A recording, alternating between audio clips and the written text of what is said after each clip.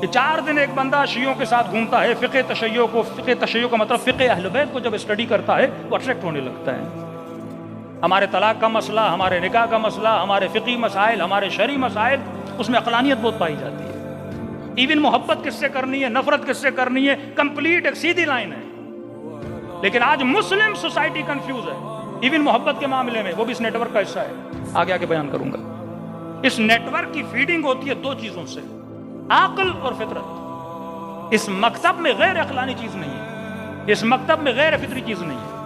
وہابی بن جاؤ گے، کہیں گے باپ مر گیا، رونا نہیں، بیٹا مر گیا، رونا نہیں، حسین کی مجلس میں رونا نہیں، خلاف فطرت۔ ایک انسان ہے، بندہ ایک ڈرامہ بھی دیکھتا ہے، سیڈ سین آتا ہے، رونے لگتا ہے، اور ایک کی ماں مر گئی، آپ کے رو نہیں، باپ مر گیا، آپ کو رو نہیں، خلاف فطرت۔ ایک ایسا حکم جو فطرت کے خلاف ہے، اور وہ فطرت جو خدا نے بنائی، بندے نے نہیں بنائی۔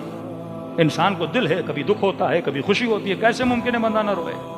آپ ایک مووی دیکھ کے روتے ہو، اور یا ہم سنیں نبی کے نواسے کا گلا کاٹا گیا اور انسان نہ روئے۔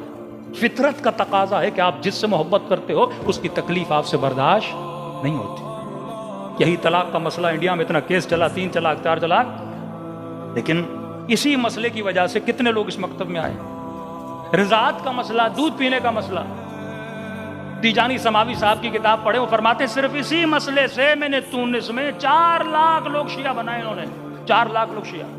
وہ تیونس جہاں کوئی شیعہ نہیں تھا، کیونکہ بعض مسائل غیر فطری، غیر عقلانی ہیں، کہ شوہر غصے میں ہے، بیوی کو کا طلاق ہے، کا جناب ہو گئی۔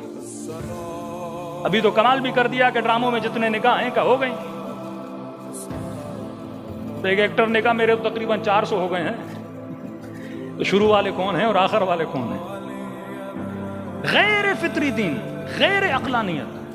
فقہ اہل بیت میں عقلانیت ہے۔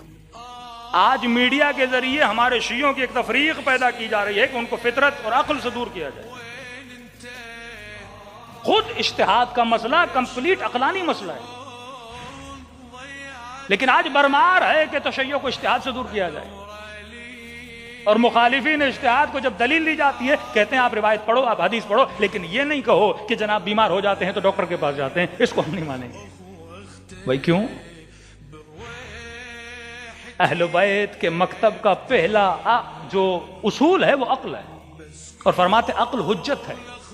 امیر المومنین کو اگر ہم امام مانتے ہیں کس چیز کی وجہ سے؟ عقل کی وجہ سے، کہ امام وہ ہونا چاہیے جو سب سے زیادہ عالم ہو، سب سے زیادہ شجاع ہو، حسب میں بہتر ہو، نسب میں بہتر ہو۔ عقلانی دلیل امیر المومنین پر۔